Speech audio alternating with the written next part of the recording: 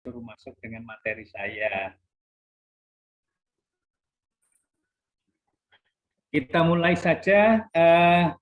Dan kita yang hadir sudah memenuhi kuota quorum ya. Bahasan hari ini kita akan bercerita tentang distusia, gawat darurat maternal periode intranatal. Ya, kenapa pakai kata periode? Karena ada kalau kita bicara maternal berarti kita bicara antenatal, intranatal, dan postpartum gitu. Nah, ini kebetulan kita bicaranya periode intranatal.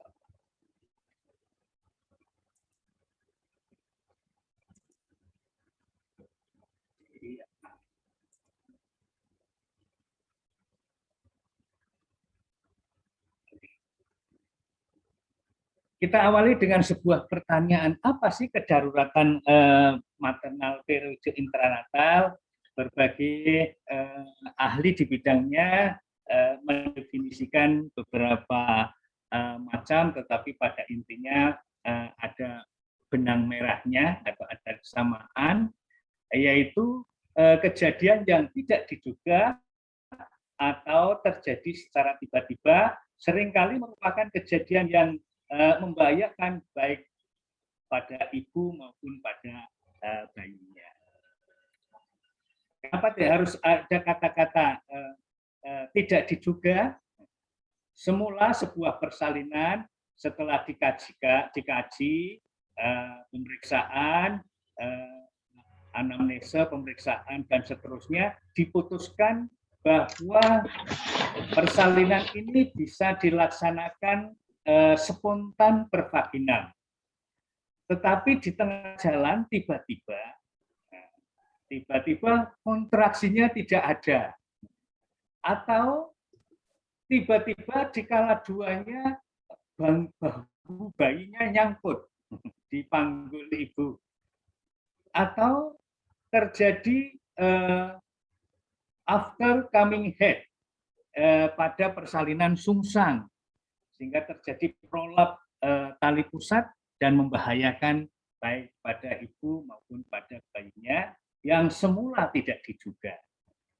Kalau semula sudah bisa diduga, misalnya, oh ini sudah diketahui terjadi panggul sempit, maka itu dikatakan kegawatan, tetapi tidak darurat. Sehingga ada rujukan di dalam maternitas yang namanya rujukan terencana. Jadi nanti kalau pada waktu saudara melakukan antenatal, dia menemukan panggul sempit atau ada plasenta previa, Anda dapat melakukan rujukan terencana. Kalau itu kondisinya seperti itu, harus rujukannya langsung ke rumah sakit Ponek. Jangan ke puskesmas Ponek, nanti akan kehilangan waktu. Jadi akan dirujuk kedua kalinya. Jadi langsung rujukannya diprediksi bahwa persalinan itu dapat ditangani di situ. Berikutnya, proses persalinan bisa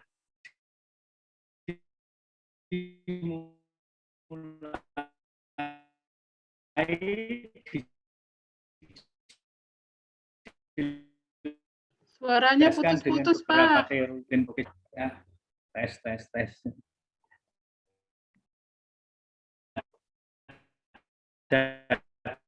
Teori prostaglandin dan sebagainya. Itu ada keberhasilan dari penanganan kedaruratan maternal itu sangat ditentukan bagaimana ketelitian dalam melakukan anamnesa. Nah, anamnesis biasanya langsung ke pasiennya.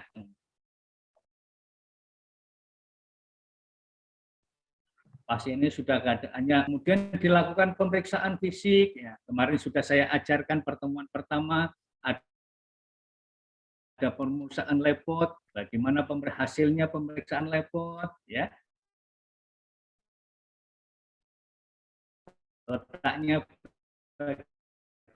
bagaimana, jumlah bayinya bagaimana, itu bisa saya sampaikan di pertemuan pertama.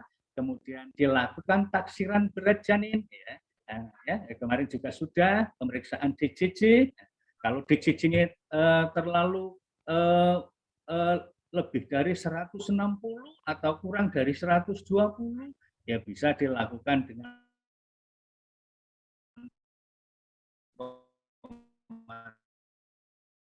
bantuan CTG, ya. Penurunannya sudah sampai mana, ya, bisa dilakukan dengan pemeriksaan yang teliti, sehingga keputusan klinik yang diambil adalah keputusan yang sangat-sangat tepat. Nah,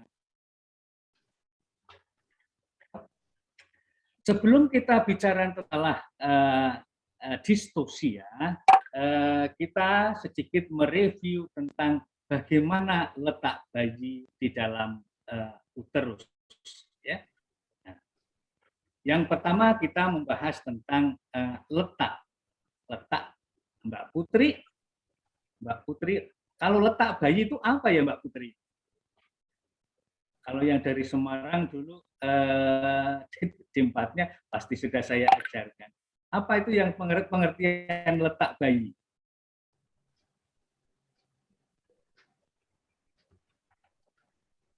Halo Mbak Putri.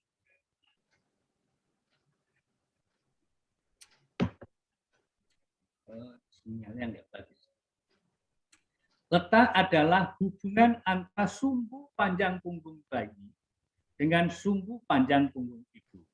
Lihat ke saya, ini ibaratnya punggung ibu. Ini punggung bayi. Kalau hubungannya sejajar begini, berarti letak bayi di dalam kandungan itu letak memanjang. Kalau hubungan antara sumbu panjang punggung ibu dengan sumbu panjang punggung bayi sudut tertentu, ini namanya letak oblik.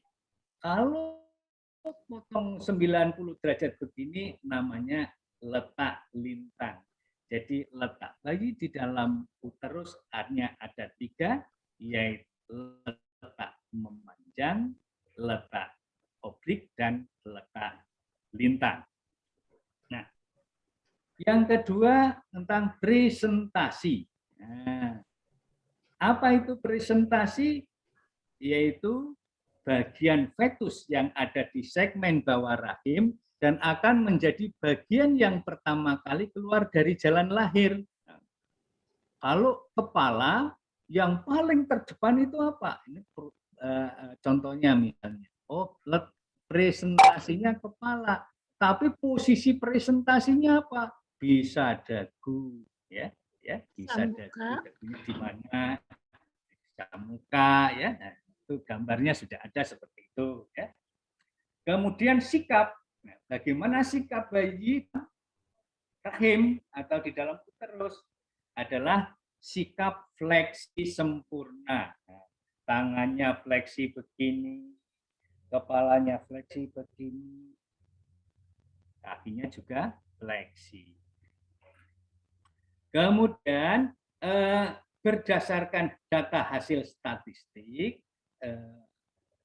presentasi kepala itu kurang lebih sekitar 96,8% sendiri, jadi paling banyak. Ya, kalau sudah memanjang, ya, berarti letaknya memanjang. Nah, tetapi belum tentu posisi presentasinya ubun-ubun kecil, belum tentu. Ya, tadi seperti yang disampaikan Putri Wiji, bisa muka, bisa dagu. Ya. Kemudian presentasi bokong kejadiannya kurang lebih 2,7%, letak lintang 0,3%, majemuk. Nah, majemuk ini campuran 0,1%. Contohnya misalnya ini gambarnya, ya, majemuk.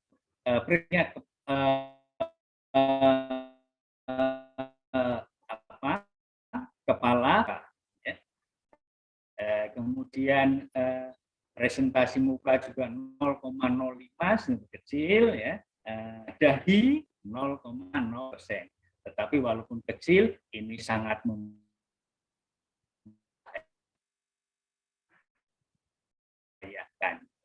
Saya menganjurkan kalau itu kepalanya masuk ke HER3 dan sudah salinan dengan seksio sesaria daripada. Nah, apa penyebab distosia? Nah, ini ada bermacam-macam. Pada kala satu, misalnya dari segi passenger-nya, ya, kita mengenalnya di maternitas ada passenger, ada passage, ada power, ada posisi, dan psikologi. Nah, untuk passenger-nya, fetusnya, misalnya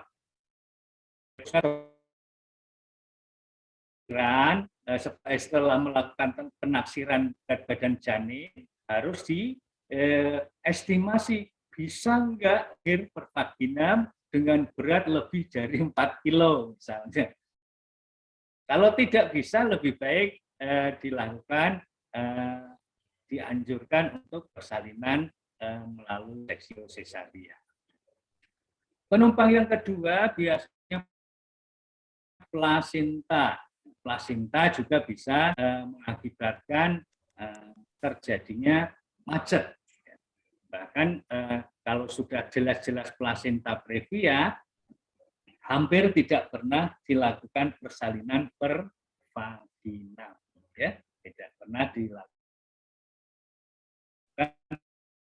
persalinan per vaginam.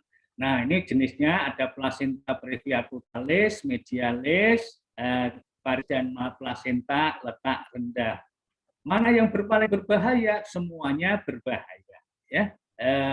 Karena plasenta letak rendah pun ketika terjadi pembukaan lengkap bisa berubah menjadi plasenta previa medialis. Kenapa Pak bisa begitu? Karena di dalam proses persalinan lapisan uterus, perimetrium dan miometrium ya, pada proses, sedangkan desidua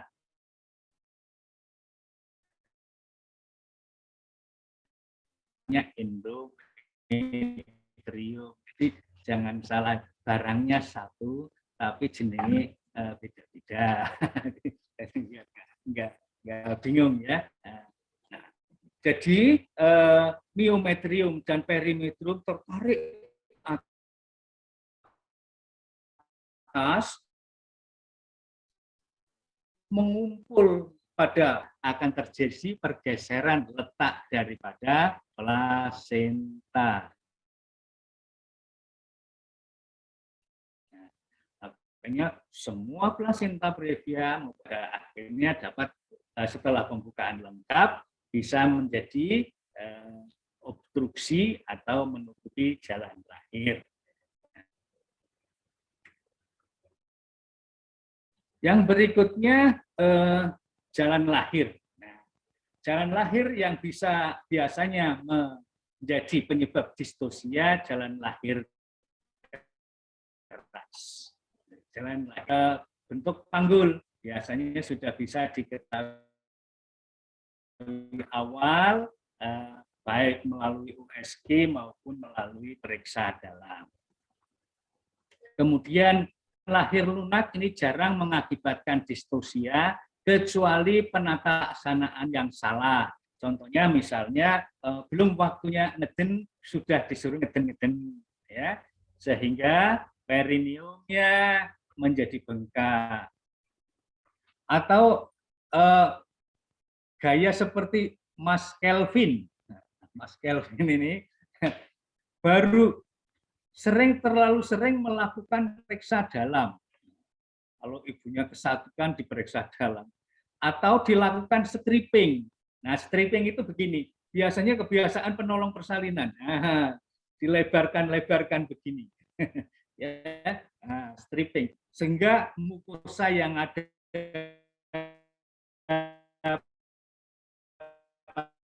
pada perineum jadi rusak dan plastisitasnya menjadi hilang.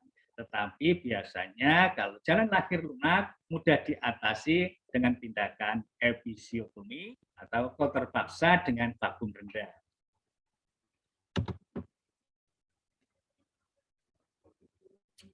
Yang berikutnya adalah power, kekuatan persalinan. Kekuatan persalinan itu ada dua, yaitu kekuatan primer dan kekuatan sekunder. Ya. Kekuatan primer berasal dari kontraksi uterus, sedangkan kekuatan sekunder berasal dari kemampuan ibu mengedan.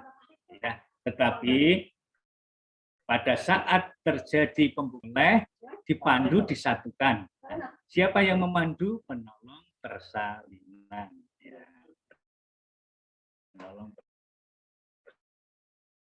persalinan.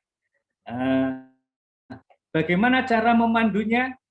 Ibu Triwidi yang sudah menyatukan dua kekuatan, bagaimana?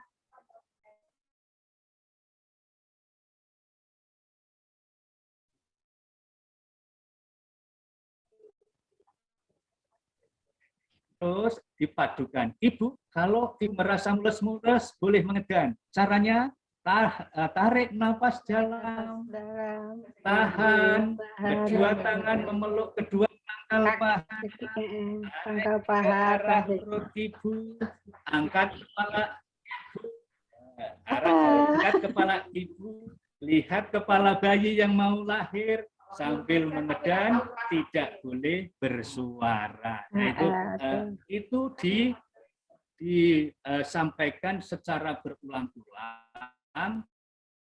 Setiap ibu setiap ibu terjadi kontraksi setelah pembukaan lengkap.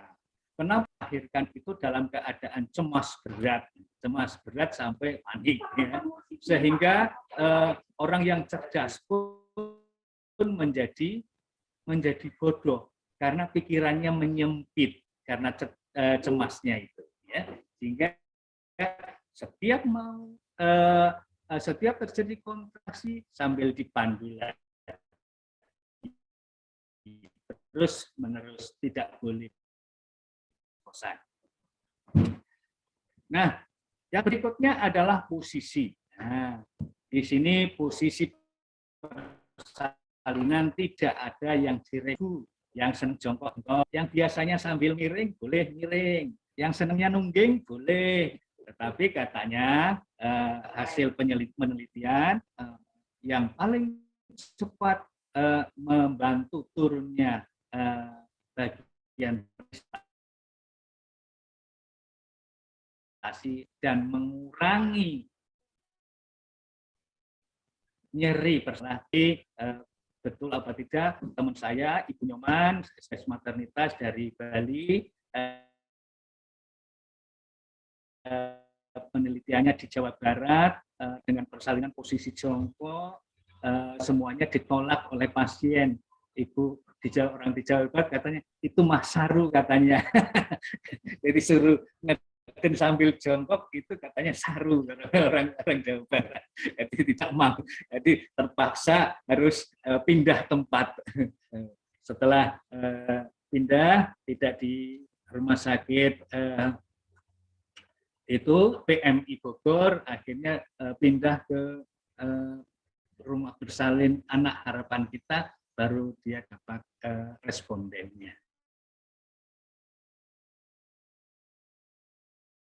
Terus api.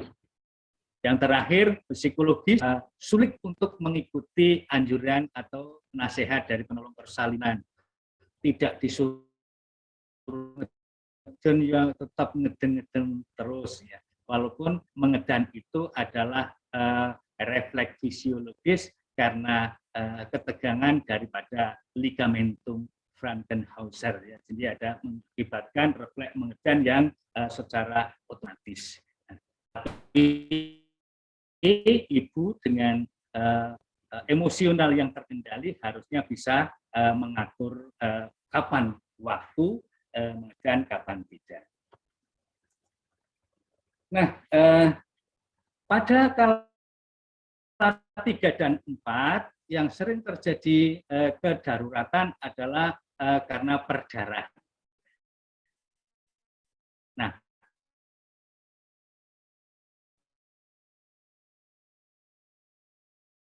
penyebab perdarahan pada kala 3 dan inersia yang sering terjadi adalah inersia uteri hipotonik. Kenapa bisa terjadi seperti itu? Ya, karena yang tadinya otot uterus selalu tegang, ya tegang karena besarnya kehamilan. Setelah kehamilan itu lahir, ya,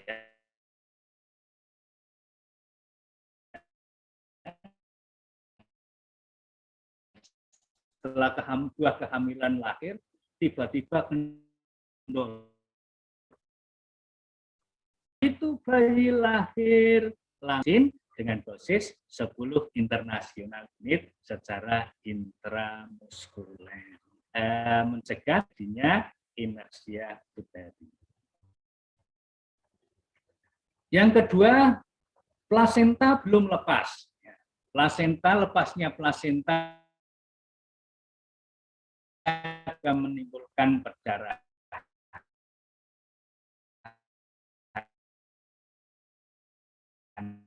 Secara teori,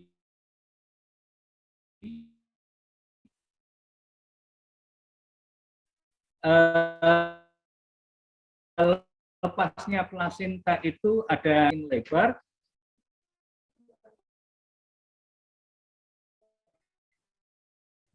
lepas, dan ditandai dengan seperti digambar, seperti disiramkan. Pertama, awal-awal biasanya akan terkejut karena darah yang keluar banyak, tapi hanya sekali. Warna hitam karena dari hematom, ya. Yang kedua dari tepi, ya, melebar. Karakteristiknya apa? Karakteristiknya perdarahan sedikit-sedikit terus menerus tambah banyak sesuai dengan lepasnya plasenta. Nah, kalau sudah lepas biasanya akan tandanya akan mudah, kita tarik ini tali pusatnya, kita lepaskan. Kalau tidak masuk lagi, ya itu berarti sudah lepas, ya. Kalau masuk kembali ya belum lepas. Atau kita tegangkan begini dengan satu tangan kanan, tangan kiri melakukan perkusi di bagian abdomennya. Kalau masih bergetar berarti belum lepas. Kalau tidak berarti lepas. Perdarahan yang berikutnya disebabkan karena ruptur jalan lahir. Perdarahan yang disebabkan ruptur jalan lahir memberi karakteristik tersendiri. Karakteristiknya apa? Kalau ditekan, uterusnya keras, tetapi darahnya ngutur. Beda dengan perdarahan karena inersia uteri, hipotonik, dipalpasi, uterusnya lunak. Ya, itu jadi karakteristiknya beda-beda. Nanti akan bisa mengetahui apabila sering melakukan pemeriksaan semacam itu.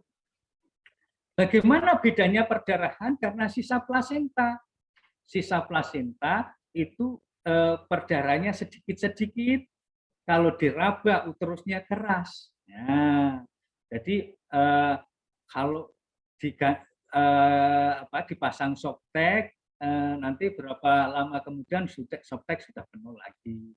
Tapi darahnya tidak deras seperti ruptur jalan lahir atau atonia uteri. Beda ya karakteristik. Kedaruratan yang berikutnya shock. Shock ini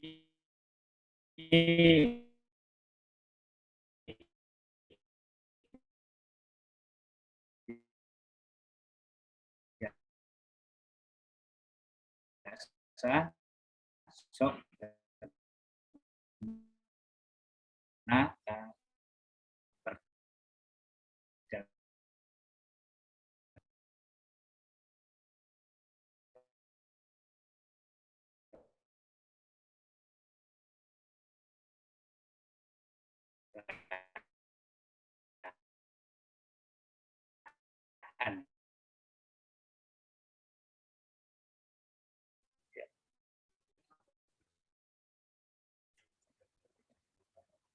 Oke, sebentar. Nah,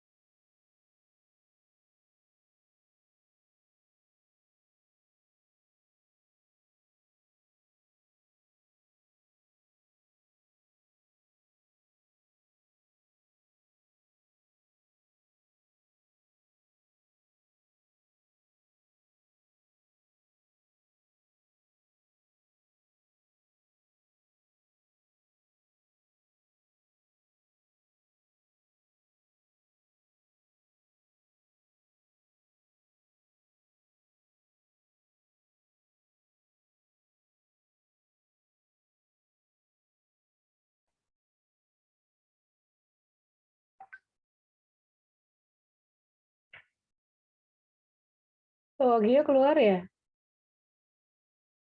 Terlempar.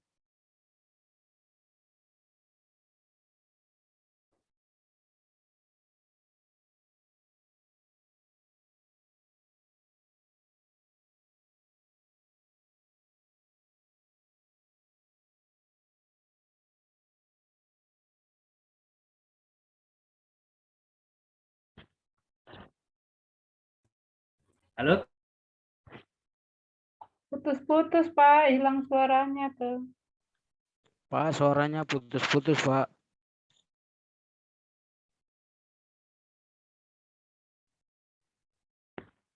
Suaranya.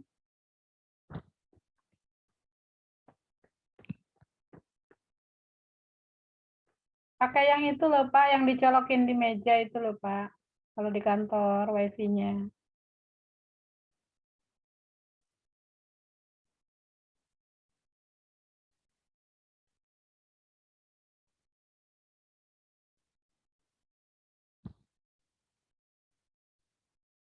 Tes, tes, tes. Sudah dengar belum?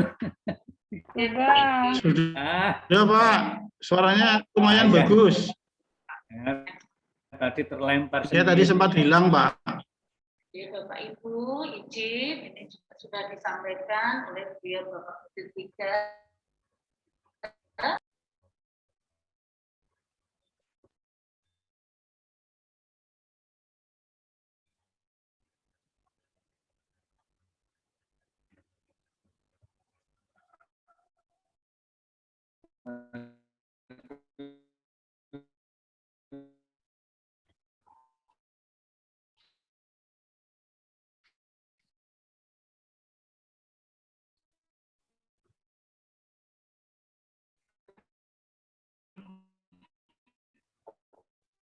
Bisa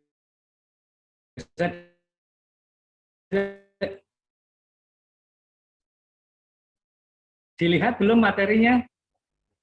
Pas cinta Akrita. Ya. Sudah kelihatan, Pak.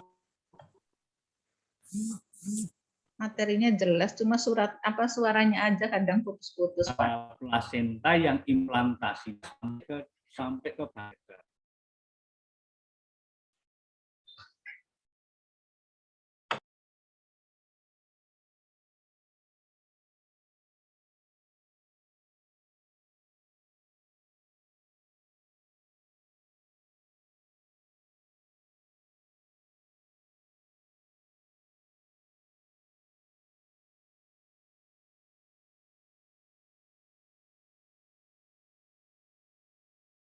Pak masih di mute loh, Pak.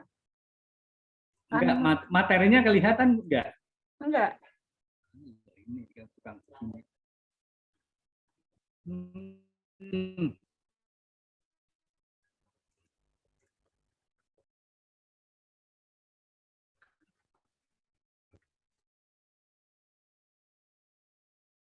Nanti kalau sekali terlempar saya tak pakai HP saya aja. Terlihat belum? Sudah, skala 3, Pak. Terlihat? Iya. Sudah terlihat? Iya, skala 3 ya, Pak?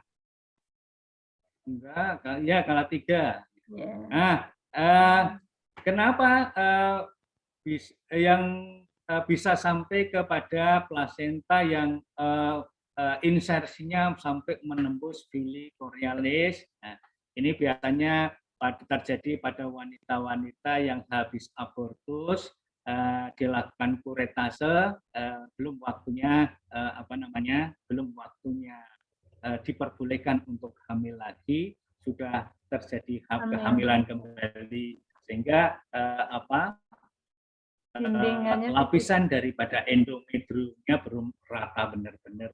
Makanya dianjurkan pos kuretase harus sampai 3-4 kali setelah menstruasi. Oke. Berikutnya adalah distosia karena kekuatan atau yang kita sebut dengan kontraksi uterus. Kontraksi uterus yang normal ini seperti ini. Semakin lama, semakin meningkat, baik frekuensinya maupun durasinya. Ini saya ingin Mbak Windy, Mbak Windy, ini kalau bacanya kayak gini gimana Mbak Windy? Nah, dulu D4-nya kalau dia dari Semarang sudah saya ajarkan. Kalau ini bacanya gimana yang coba lihat? Lupa saya, Pak. Ya, Mbak Umi, ada yang tahu gini cara bacanya gimana ini? Harus bisa membaca partograf, nanti praktek di klinik enggak tahu bisa membaca partograf gimana?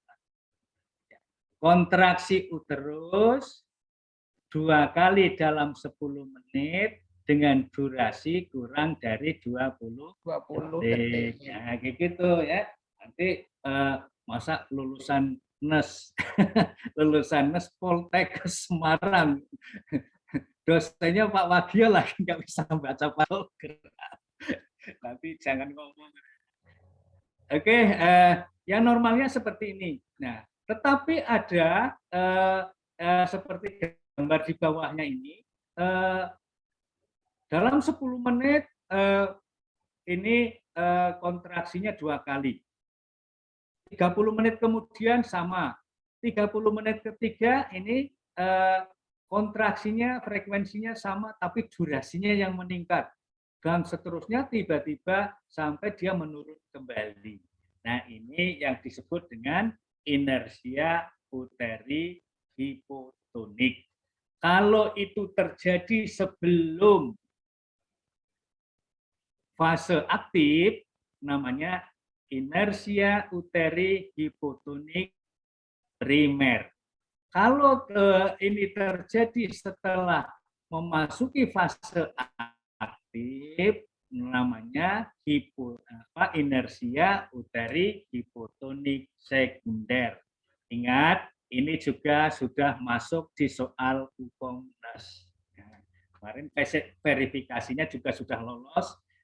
Judulnya, seorang perawat melakukan observasi persalinan dengan menggunakan partograf seperti gambar di bawah ini.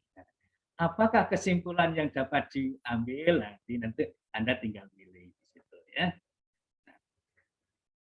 Ini beberapa jenis yang perbedaan antara HIS yang normal dan HIS yang patologis. Apa faktor predisposisinya? Yaitu primigravida, terutama yang tua, makanya dianjurkan usia reproduksi yang bagus menurut pemerintah antara 20 sampai 30. Kalau yang belum cepat-cepat ya.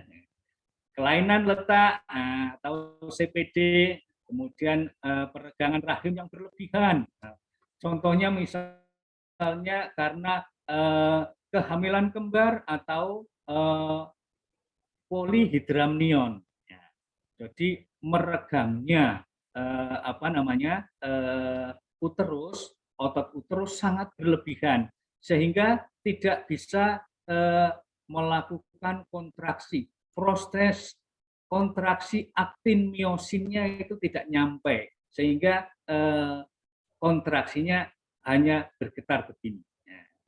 Kalau seperti jantung ibarat seperti atrium fibrilasi.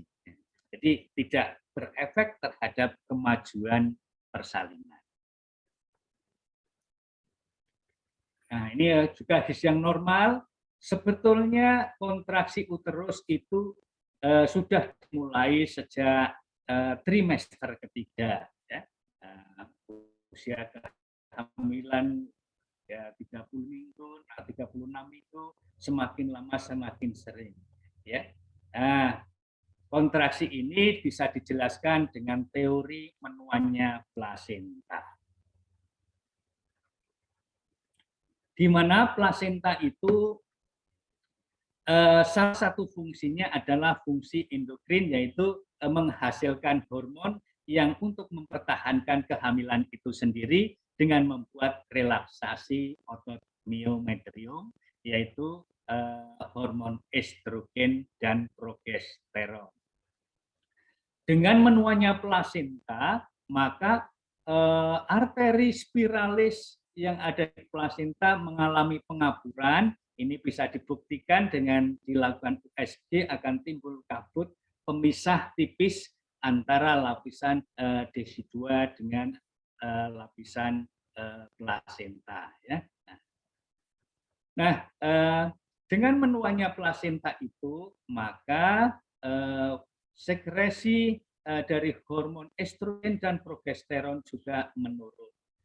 Menurunnya hormon estrogen progesteron akan mengakibatkan menguatnya pengaruh hormon oksitosin, sehingga akan timbul HIS yang pada awal trimester 3 disebut dengan Braxton HIS. Nah, tapi pada akhir-akhir kehamilan semakin sedikit kadar estrogen progesteron, dimulailah proses persalinan yang mana kontraksinya semakin lama, semakin sering, dan semakin kuat. Nah, ini gambaran skala 2, ya. Kontraksinya kalau bedanya skala 1, skala 2, dan skala 3. Ya. Nanti bisa dibaca. Dan yang penting, pemantauan harus kontraksi HIS dilakukan setiap 30 menit. Ya, kalau misalnya patologis biasanya akan direkam pakai alat CTG, ya, rekam. Tapi kalau enggak ya pakai hitungan saja, kartograf didokumentasikan setiap 30 menit diperiksa, setiap 30 menit diperiksa. Nanti akan membentuk sebuah grafik aktivitas uterus selama proses persalinan. Oke,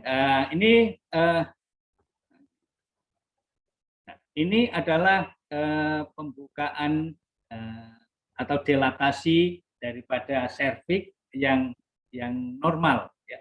Di fase laten, ya, beriringan dengan kontraksi yang semakin kuat. Ya. Jadi ini tidak boleh terlalu cepat.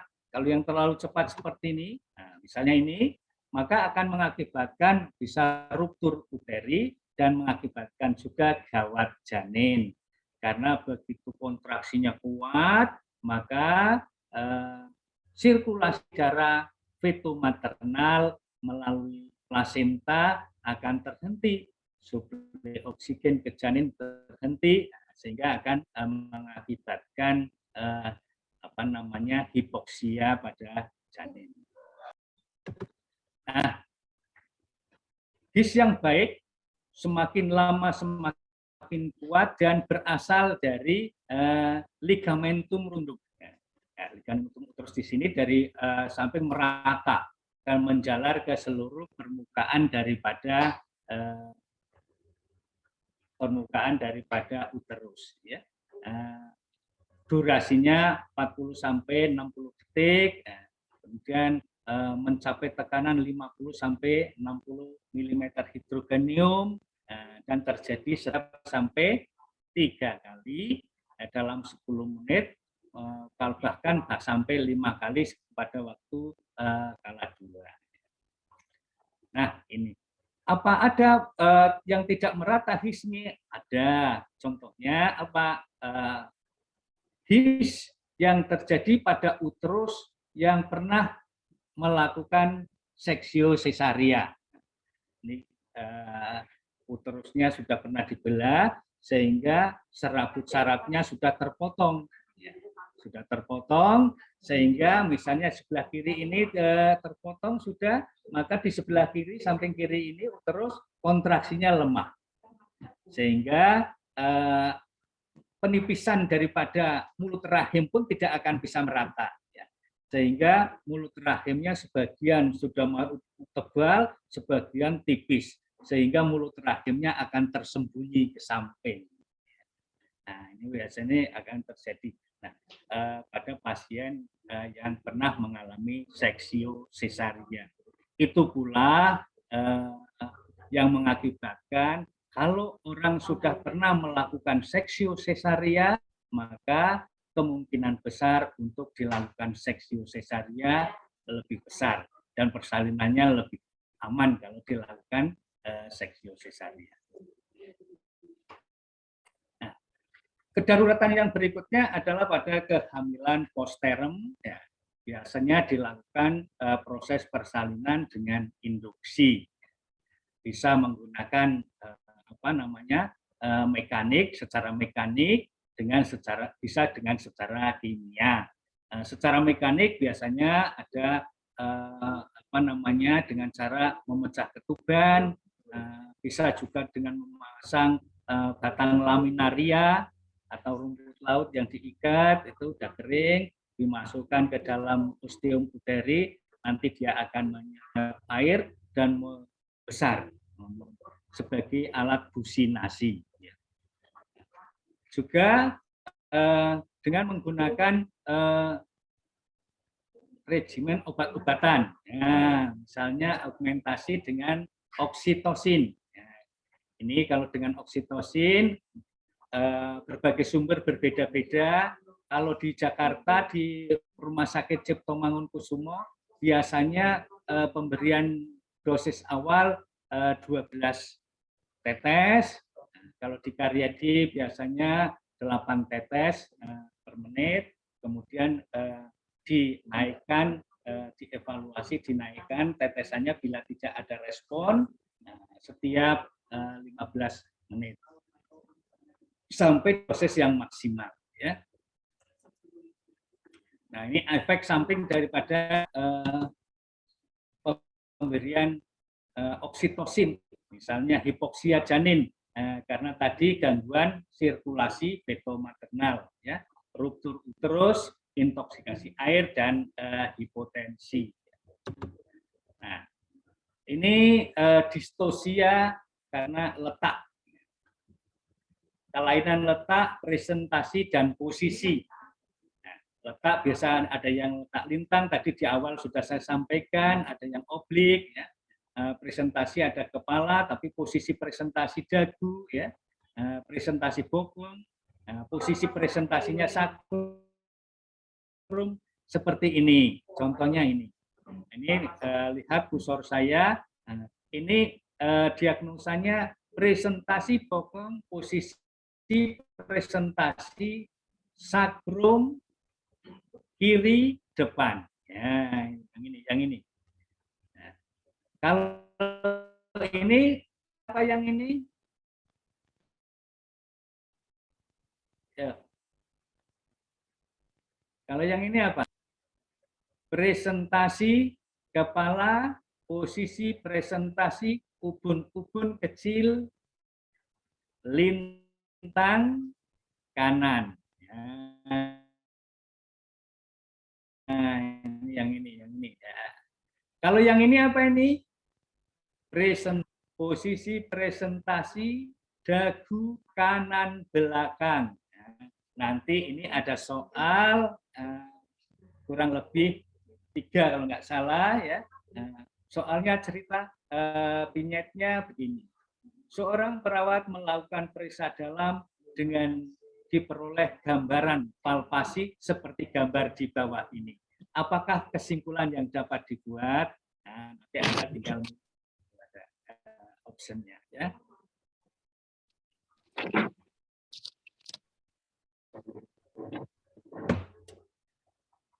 Yang berikutnya distosia karena kelainan janin. Misalnya pertumbuhan janin yang berlebihan atau bayinya besar, insomnia.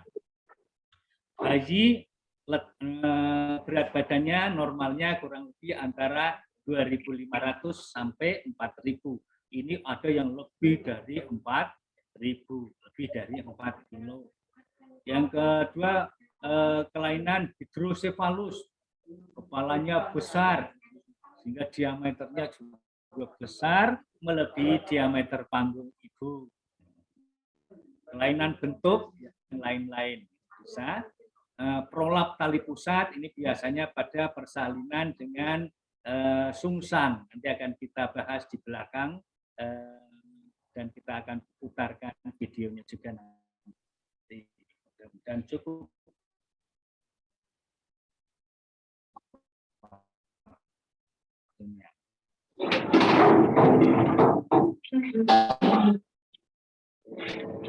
Lanjut.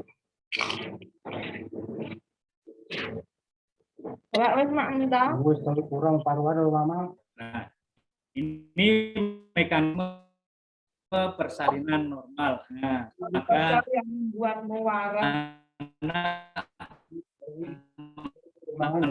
manusia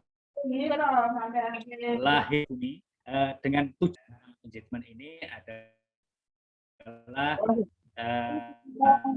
masuknya kepala bayi ke pintu atas panggul.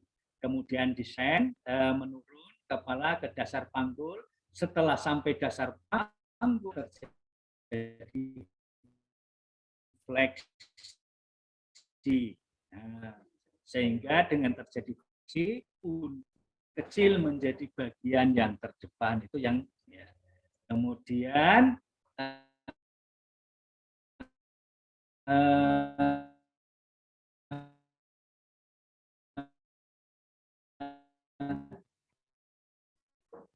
setelah memasuki pintu, kemudian setelah melewati pintu tengah panggul, ya, kemudian sudah terjadi crowning, kemudian terjadi defleksi atau ekstensi, ya. Itu dangak. Nah, sehingga biasanya kalau tadinya ubun-ubun kecil, maka ubun-ubun kecilnya akan sebagai sumbu putar, sehingga lahir berturut-turut mulai dari dahi. Nah, setelah kepala lahir, maka terjadi kembali putar seperti kepala mau masuk. Setelah itu terjadi ini eksternal rustasi sudah, jadi ekspulsi, yaitu gerakan badan bayi mengikuti lekuk-lekuk jalan lahir. Nah, ini bagaimana kalau posisi oksiput? Nah, ini gerakannya tidak tentu saja berbeda dengan yang normal tadi, ya. Nah, bagaimana putaran kalau misalnya presentasinya muka atau dagu, ya. Ini sama macam-macamnya. Nah, Kalau presentasinya jago, biasanya panjang,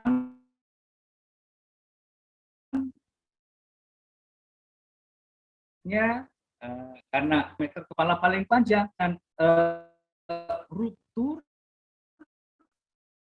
lebih besar. Nah, maka dilakukan episiotomi dulu, ya. Walaupun nanti setelah di episiotomi pun nanti akan tambah strodeknya lagi, tidak seperti ruptur yang karena spontan, tidak teratur karena vaginal repair. Nah, ini dianjurkan lateral, ke arah lateral, jangan ke arah rektum. Takutnya nanti pada waktu dilewati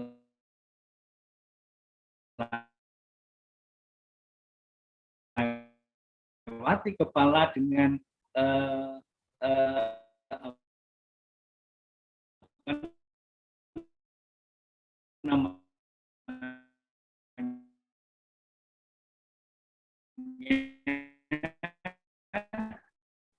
dengan posisi presentasi. Nah, bila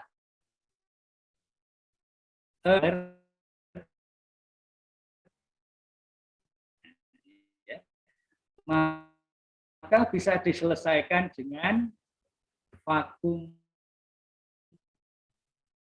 ekstraksi.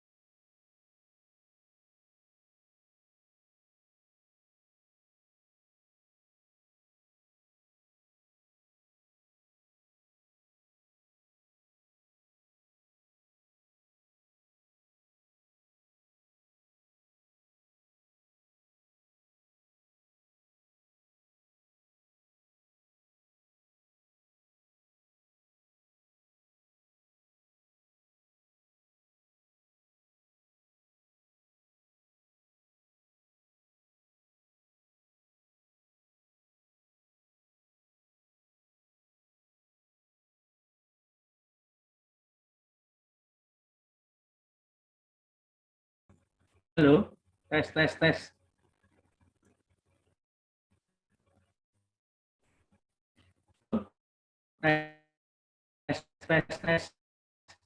Putus-putus, Pak. Mulai, cari mana?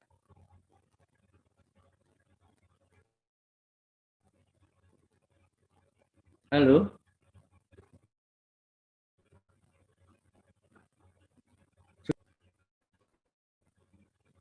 Sudah jelas belum? Jelas Bapak. Terkadang suaranya Pakai tethering. Pak. Oke, saya pakai anu aja deh, pakai tethering saja.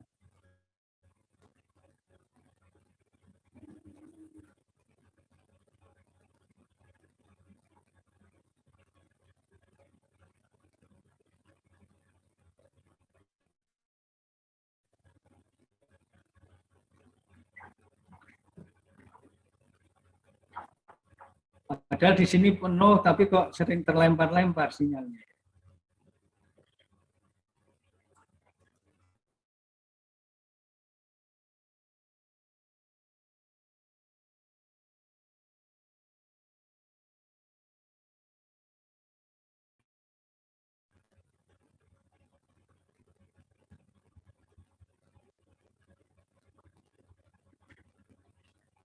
Tes. Sudah dengar? Dengar, Pak. Oh ya, sekarang bisa dimulai. Habis.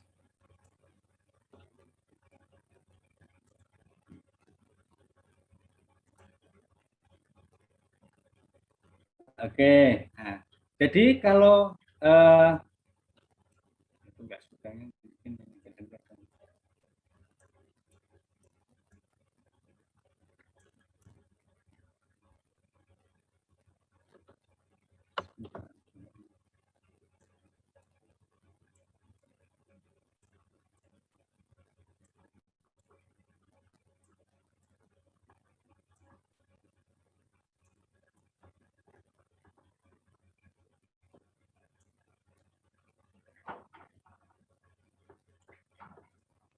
Oke. Jadi distosia yang disebabkan karena kelainan tenaga atau kekuatan kontraksi yang lemah bisa biasanya diselesaikan dengan teknik vakum ekstraksi. Walaupun ada persyaratannya. Yang pertama ibunya masih kuat menggan. Nah, yang kedua presentasinya kepala. Nah, presentasinya kepala, posisi presentasinya ubun-ubun kecil. Kemudian tidak ada suspek cephalopelvic disproporsi. Itu syarat daripada tindakan vakum ekstraksi. Nah, kalau presentasinya muka bagaimana? Nah, kalau presentasinya muka tentu saja tidak bisa diakhiri dengan vakum ekstraksi. Nanti ada teknik yang untuk melahirkan presentasi muka atau posisi presentasinya dagu. Dapat dicoba dengan perasat TOR. Nah, perasat TOR ini untuk melahirkan presentasi muka atau presentasi dagu. Caranya seperti apa? Nah, ini caranya. Nah, ini caranya. Oke, nah ini untuk melahirkan muka, ya. Nah, biasanya yang bisa dilahirkan seperti ini kalau dagunya itu di belakang. Dagunya di belakang, jadi kalau dagunya di atas biasanya akan kesulitan, ya. Karena tidak akan bisa lebih kuat lagi. Nah, bisa juga diselesaikan dengan forceps. Kalau yang pakai ini bisa lebih aman kalau pakai forceps daripada pakai tangan metode TOR tadi, karena tangan itu harus masuk, sehingga kalau tangan lebih besar daripada forceps. Nanti ini dibaca lagi, lah ini presentasi sungsang. Nah, presentasi sungsang ini atau bokong ini ada ini, Anda bisa lihat sendiri. Yang membahayakan pada persalinan ini adalah lahirnya kepala. Karena kepala bayi di dalam posisi fleksi sempurna, begini, tangan fleksi, kemudian kaki fleksi, kepalanya juga fleksi, begitu bokong dan badan menuruni, maka tangan itu menjadi ke atas. Sehingga bahunya akan nyangkol di pelvic. Nah, ini. Bagaimana cara atasi ini? Nanti kita akan buka bersama, lihat tonton bersama videonya, ya. Biasanya dilakukan manual dulu. Nah, apa etiologi dan komplikasi dari persalinan sungsang? Etiologinya biasanya usia kehamilan, ya, multiparitas, etiologi dari sungsang. Kenapa? Usia kehamilan semakin muda, semakin presentasinya bokong semakin lebih besar. Karena apa? Karena pertumbuhan manusia itu kraniokaudal dari kepala ke ekor. Jadi pertama kali karena kepala itu menjadi bagian yang paling besar, maka akan menempati rongga sperma natas. Nah, makanya semakin muda salinan semakin mendapatkan presentasi sungsang semakin besar. Kemudian multiparitas, bayinya kembar sehingga mempersulit untuk melakukan adaptasi bayi di dalam intrauterin. Kemudian kehamilan multiple, hidramnion atau oligohidramnion juga, hidrosepalus, ya. Riwayat persalinan bokong, tumor pelvik, dan plasenta previa. Ini faktor-faktor yang menyebabkan kelainan presentasi. Komplikasinya apa? Komplikasi persalinan pervaginamnya biasa terjadi hipoksia janin. Hipoksia janin ini karena terjadi prolap tali pusat, karena bedanya antara persalinan sungsang dengan persalinan normal. Kalau persalinan normal, kepalanya lahir duluan, pasti badannya ikut lahir dan tidak ada tali pusat yang terganggu. Tetapi kalau persalinan bokong, begitu bokong dan badannya lahir, maka tali pusat tergencet antara kepala bayi dengan dinding-dinding panggul. Nah, ini yang mengakibatkan, dan biasanya akan terjadi after coming age yang tadi saya sebutkan di depan, yaitu lahirnya badan bayi tidak segera disusul dengan lahirnya kepala. Nah, biasanya untuk mengakhiri persalinan ini dengan metode Morisot. Morisot itu tangan kiri dimasukkan, ya, tangan kiri dimasukkan, ibu jari tengah itu dimasukkan mulut bayi, sementara tangan yang lain mencengkeram leher bayi, kemudian dilakukan fleksi ke bawah. Setelah oksiputnya keluar, baru ditarik ke arah atas, ke arah perut ibu. Itu nanti akan dilihat di videonya. Ini persalinan sungsang. Nah, sebab-sebab kematian prenatal biasanya karena prematuritas. Apalagi kalau sungsangnya itu kakinya duluan, dua-duanya, biasanya akan menyebabkan persalinan prematur. Karena apa? Karena gerakan yang aktif pada bayi itu pada tangan dan kaki. Sehingga dengan gerakan tangan yang ke kaki yang kuat di bawah, maka akan merangsang terjadinya proses persalinan. Nah, ini distosia, misalnya karena janinnya besar, ya, ini bisa dibaca nantilah. Diagnosis untuk melakukan mengetahui sungsang atau tidak biasanya dilakukan dengan pemeriksaan bisa palpasi lepot ya 1 sampai 4, kemudian auskultasi DJJ-nya. Kalau letaknya memanjang, presentasinya bokong, punggungnya di sebelah kanan, berarti DJJ-nya yang keras adalah di bagian kanan atas, yaitu tidak seperti presentasi kepala. Kemudian pada pemeriksaan dalam bisa ditemukan bokong, bisa ditemukan kaki, tergantung jenis sungsangnya.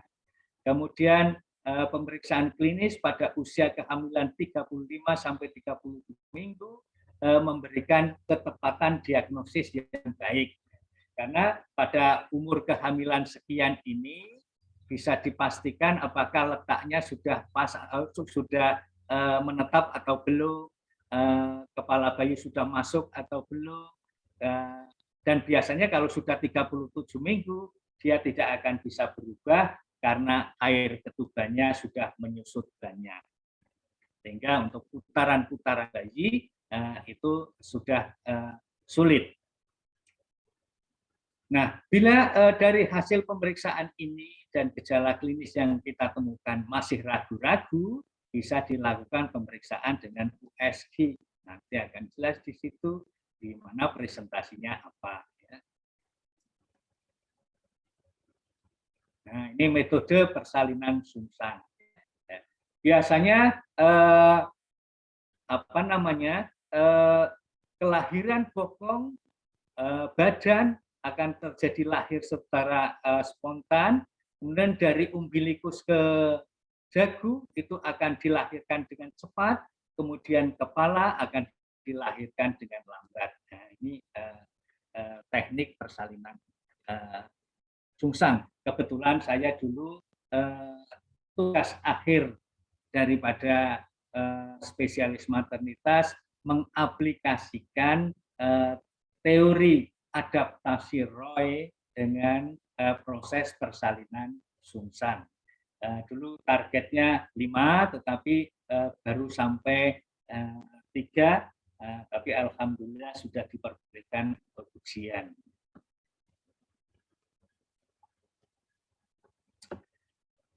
Nah, ini ada yang putih-putih ini bukan apa-apa, namanya vernicaciosa. Nah, vernicaciosa ini saat ini tidak boleh langsung dibersihkan sampai 6 jam kemudian, karena dia akan membantu beradaptasi dengan lingkungan ekstrauteri. Ya, ini vernicaciosa. Tapi orang-orang kampung itu senang sekali kalau bayinya lahir bersih. Ya. Bahkan orang kampung itu kadang salah persepsi kalau bayinya banyak putih-putihnya seperti ini, tandanya sudah hamil tua, masih ditengok terus. Kemudian auskultasi denyut jantung janin, ini tadi caranya nanti langsung ya di videonya. Nah, ini yang kelanjutan tadi, kelahiran kepala. Jadi tekniknya tadi dengan teknik Morisot. Nah, jadi tangan kanan dimasukkan, tapi saya kemarin yang diajarkan jari tangannya jangan dimasukkan di mulut, nanti bisa melukai. Tapi muka bayi yang dipegang pakai tangan. Ya, dipegang pakai tangan, muka bayi difleksikan, kemudian tangan kiri cengkeram leher bayi. Jadi bayinya persis seperti orang nunggang kuda di tangan kita. Baru ditarik ke bawah sampai ubun-ubun kecil keluar, kelihatan. Kemudian dengan ubun-ubun kecil sebagai sumbu kita ditarik ke atas ke perut ibu. Ya. Nah, jangan melakukan manipulasi-manipulasi kalau tidak terjadi kontraksi uterus. Dilihat ini kelihatan sudah biru, kemudian bercampur dengan mekonium, ya, maka harus sudah disiapkan, kasih tahu pada perawat anak, siapkan seperangkat alat resusitasi bayi lengkap, ya, sampaikan. Agar apa? Agar semuanya sudah siap begitu lahir, pasti langsung dilakukan resusitasi. Karena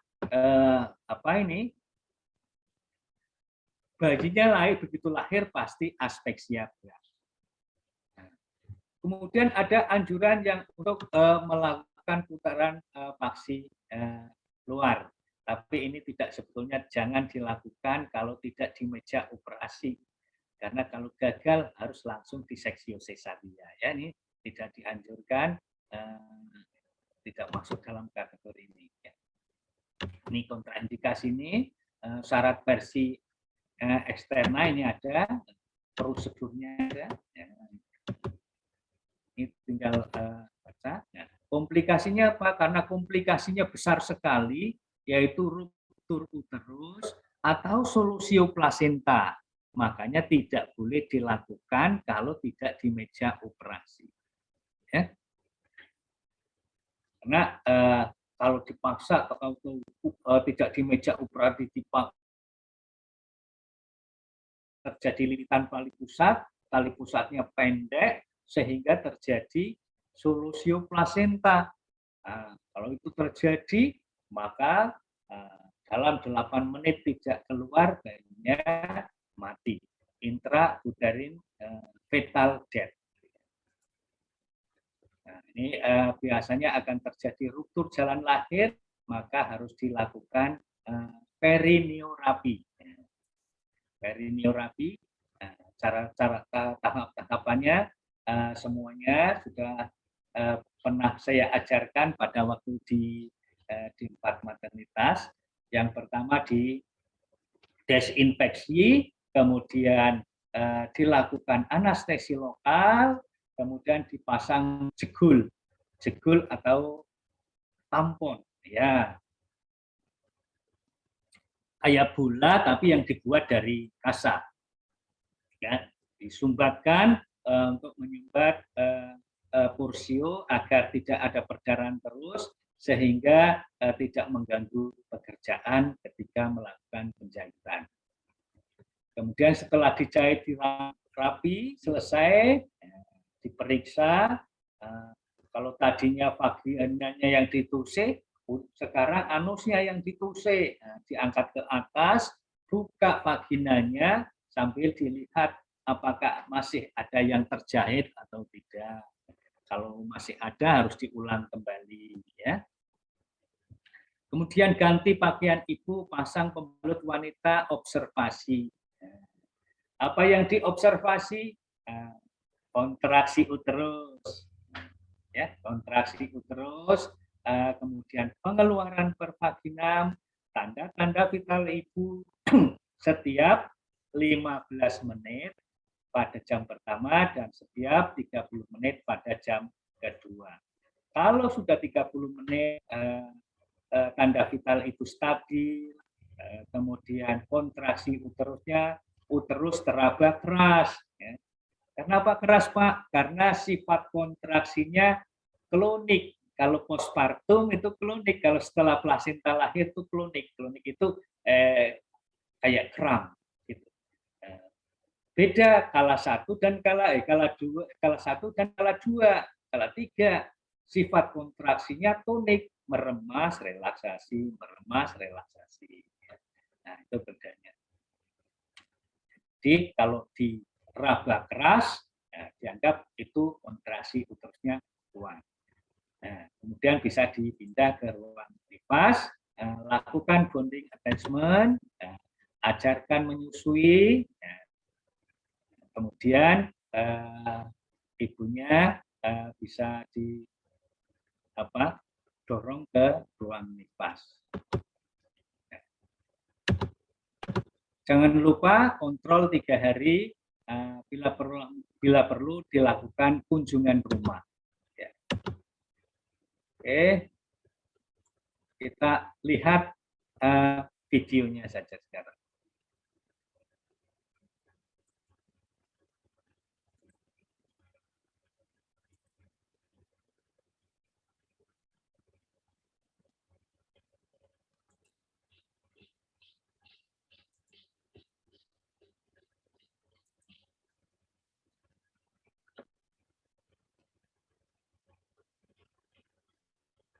Ya. Pertama, setelah dilakukan, suaranya ada enggak ya? Terdengar enggak?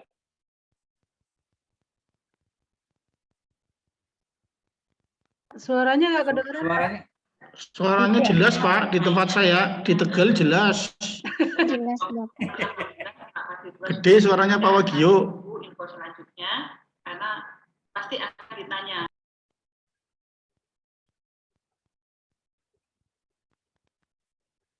Disamakan. Nah, ini hilang lagi nih suaranya Pak Wagio ini. Ya, oke. Dari Poltekkes yang Ya. perlu kami. Ya, jadi pertama dilakukan desinfektan, dilakukan desinfeksi daerah vaknya, keliling, muter, harusnya dipasang duk. Ini tidak dipasang duk, ya dipasang duk lubang yang besar, ya, atau pakai segi 4 gitulah, segi 4. kemudian itu berdasarkan hasil periksa dalam bisa memperkirakan mangkok nomor berapa yang mau dipakai. Ya. Mangkok itu dipasang tepat menutupi ubun-ubun kecil. Ya, ini gambarnya cara masangnya, dimasukkan dengan cara miring. Ya. Ya, jadi masukkan mangkoknya seperti memasukkan kancing baju.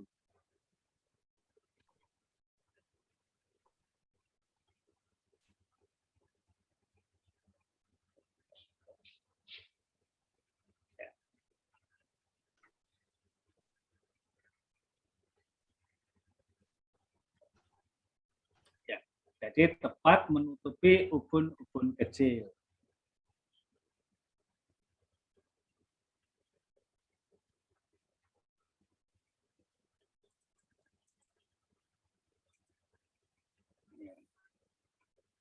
Setelah mangkok dipasang, kemudian dipastikan bahwa dinding paginya tidak boleh ada yang terjepit. Nanti kalau terjepit ditarik, wah robek. Perdarahannya bisa luar biasa.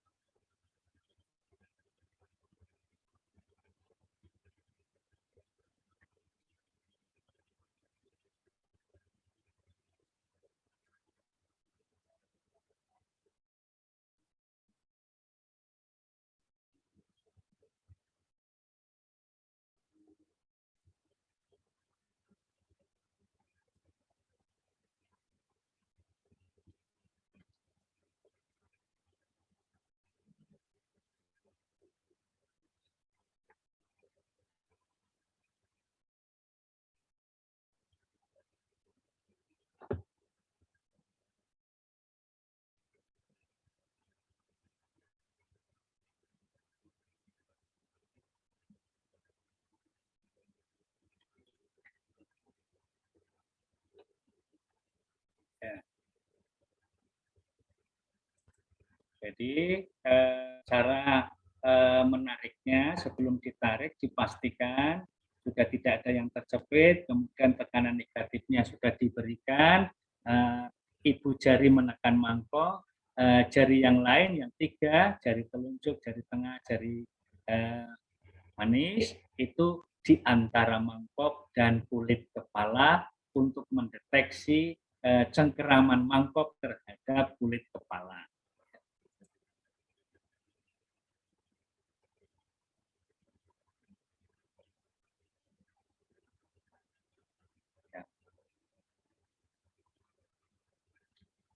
Ya. Bersamaan dengan datangnya his, ya, mangkok ditarik.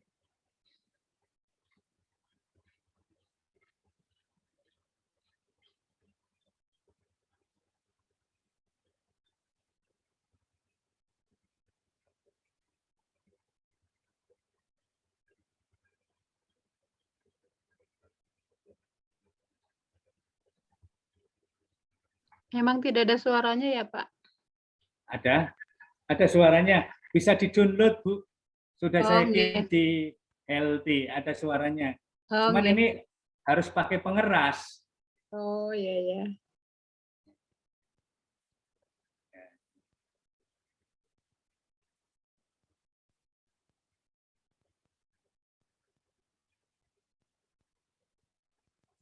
Pada saat tidak terjadi kontraksi, tidak boleh melakukan traksi. Traksi hanya dilakukan bersamaan dengan kontraksi. Dan ingat, vakum ini hanya untuk melahirkan kepala. Setelah kepala lahir, maka dilahirkan dengan cara normal. Iya. Pak LKS melulu sih.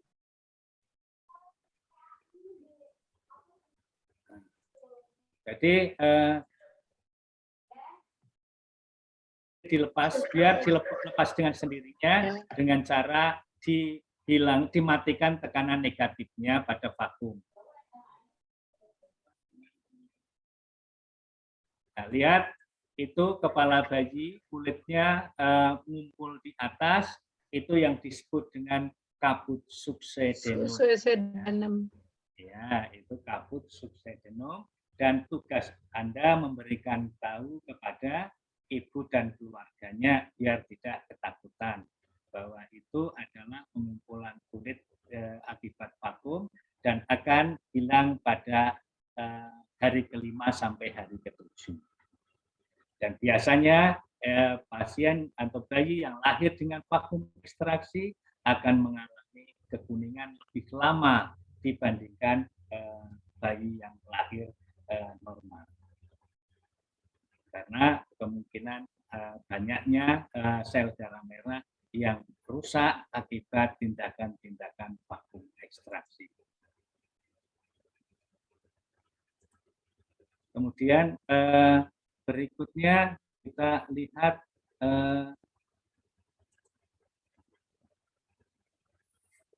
persalinan sungsang.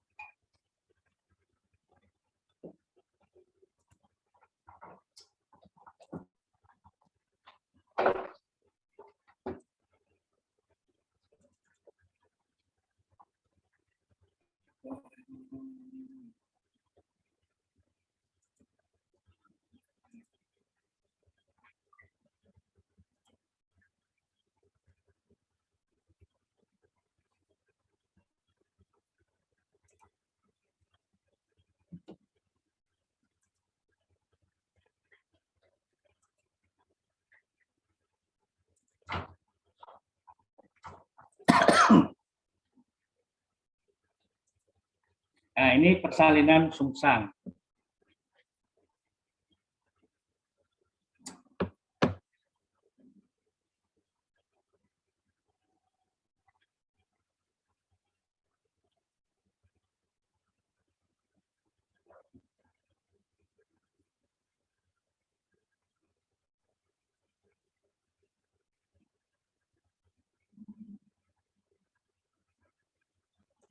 Itu yang namanya tindakan Morrison. Jadi tangan kanan kita masuk, tangan kiri menyengkaram leher, kemudian dilakukan ekstraksi curam ke bawah. Baru dilakukan ekstraksi ke arah atas.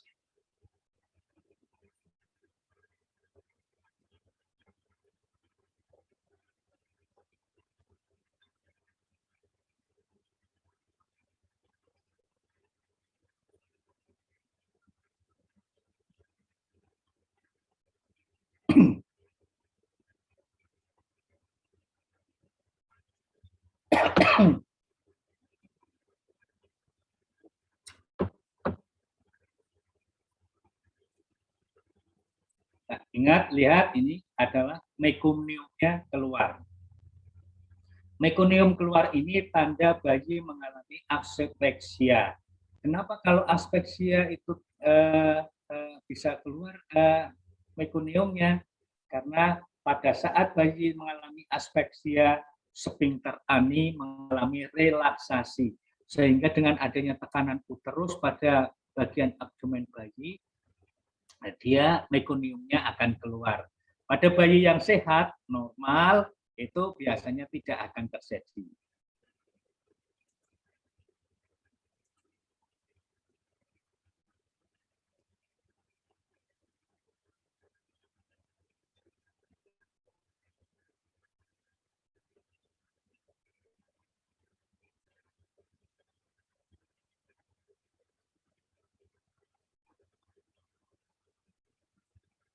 Nah, ini teknik Loveset untuk melahirkan bahu. Ya.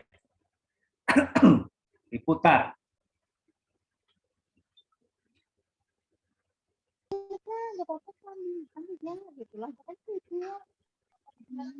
Selama tidak ada kontraksi, tidak boleh melakukan manipulasi apapun, termasuk manual tangan. Anak ini aku pada baik akunya. Timbul menurut aku tuh kayak itu. Bikin mereka yang mereka teman mereka dua dulu bikin. Lengkap dua kan jarangnya kayak itu. Menurut aku enak menginjarku. Dasar dua. Tertahan ya. Kami ini jangannya barang di barang varian rumah sakit kan barang punya rumah sakit ada Ini kami. cara melakukan manual pelahiran tangan. Mulai dari tangan paling belakang. Kemudian Handphone tuh beli sendiri kalau handphone. Mana ada segala dikasih rumah sakit. Iya. Suaranya Mbak Leni apa ya yang Imut. untuk melahirkan kepala agar tetap kepala bisa lahir dengan diameter terkecil dari kepala bayi, perlu ada dua penolong yang sudah berpengalaman. Yang satu melakukan tindakan Moriso, sedangkan penolong yang kedua melakukan tekanan Kristeller di atas simfisis pubis agar menahan kepala bayi tetap dalam keadaan fleksi.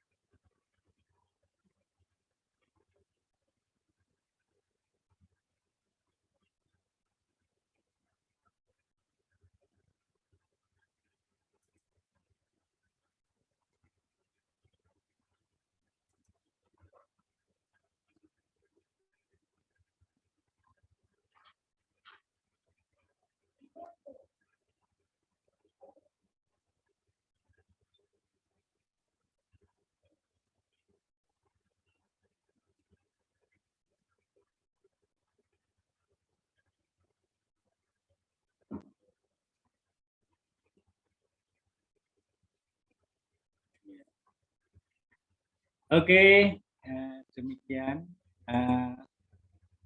bahasan tentang distosia bayi, baik kelahiran sungsang maupun kelainan letak dan presentasi. Telah kita bahas. Ini ada pertanyaan apa ya? Suaranya. Alhamdulillah setelah ganti dengan tethering kok tidak mengalami gangguan. Besok lagi langsung daripada pakai wifi kampus keluar masuk terus. Oke, ada yang tanya? Silakan. Masih ada 10 menit lagi.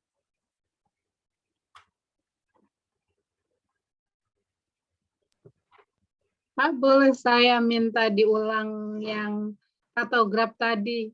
Karena posisi saya nggak bagus tadi. Wifi-nya. Yang mana? Yang di slide Bapak tadi pas membaca patograf.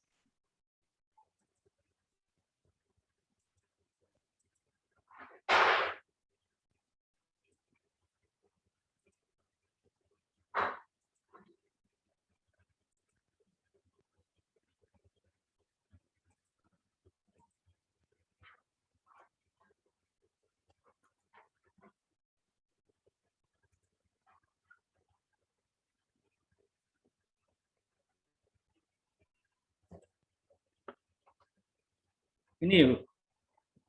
Iya, Pak Niki. Ya, gimana tuh?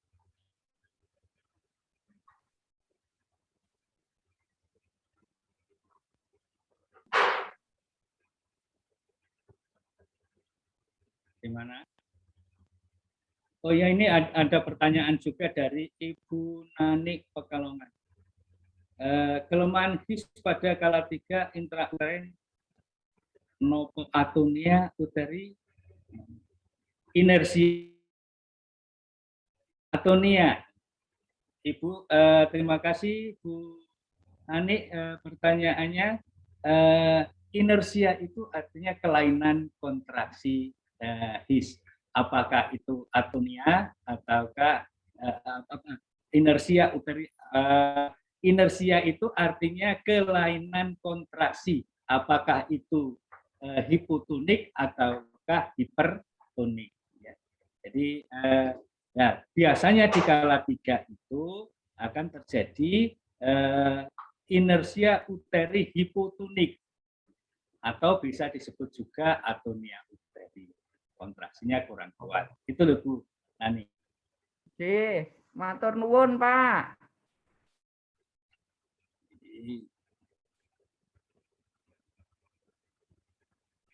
Ibu Tri gimana ini? Tadi Bapak kan menjelaskan inersia itu loh Pak, hipotonik Ya. dan hipertonik. Ya, Ya. sorry ya. Tadi aku soalnya tadi saya bertanya lah, ini dosennya tadi jawab, jadi saya itu ya. Ya, jadi intinya bahwa dengan olahraga itu akan mengurangi resiko terjadinya komplikasi kondisinya ya. Jadi kalau masih supaya otot-ototnya tetap kuat, tulangnya tetap kuat ya, kemudian tidak terjadi kontraktur, kekakuan, tidak terjadi makin kecil ya, ini semua diperlukan olahraga. Lah olahraga nih tergantung kondisi ya, tidak sama. Makanya senamnya pun itu banyak, ono senam jantung, ono senam diabetes, senam osteoporosis. Ya, bagaimana Bu Triwiji? Itu loh Pak, yang inersia hipotonik dan hipertonik itu loh, tadi membedakannya seperti apa Pak? Kalau itu kan ada proses persalinan. Ya, kalau inersia uteri hipotonik, ya ini gambar yang di bawah ini Bu. Ini namanya inersia uteri hipotonik. Yang tadinya kontraksinya harusnya semakin lama semakin kuat, grafiknya seperti yang di atas. Nah, jadi seperti di bawah. Nah, contohnya 30 menit pertama ini 2 kali dalam 10 menit, kontraksi uterus 2 kali dalam 10 menit dengan durasi kurang dari 20 detik. Nah, ini sudah meningkat di menit yang ke 30 menit yang ketiga ini sudah meningkat durasinya. Tapi tiba-tiba berikutnya ini belakangnya ini menurun lagi sampai bahkan bisa terjadi kehilangan kontraksi. Kondisi ini yang disebut inersia uteri hipotonik. Kalau ini terjadinya pada waktu fase laten, ya dinamakan inersia uteri hipotonik primer. Kalau terjadinya setelah memasuki fase aktif, dinamakan inersia uteri hipotonik sekunder. Sedangkan hipertonik ini bila kontraksinya dalam 10 menit melebihi 5 kali dan durasinya lebih dari 60 detik. Lebih dari 60 detik. Lebih dari 60 detik itu baru dikatakan inersia uteri hipotonik. Inersia itu artinya kelainan kontraksi, bisa hipotonik, bisa hipertonik. Gitu loh. Oke. Terima kasih, Pak. Oke, sama-sama. Ada lagi? Sudah. Kalau tidak ada, waktunya sudah habis. Selamat belajar. Kalau ada yang tidak tahu bisa ditanyakan melalui WA. Materinya sudah saya upload di Healthy. Videonya dua-duanya juga sudah saya upload di Healthy. Anda tinggal belajar, nanti latihan soal kapan-kapan juga akan saya upload di Handy. Demikian dari saya. Assalamualaikum warahmatullahi wabarakatuh. Terima kasih atas perhatiannya. Waalaikumsalam warahmatullahi wabarakatuh. Terima kasih, Pak. Pak Magio. Terima kasih, Pak. Terima kasih, Bapak.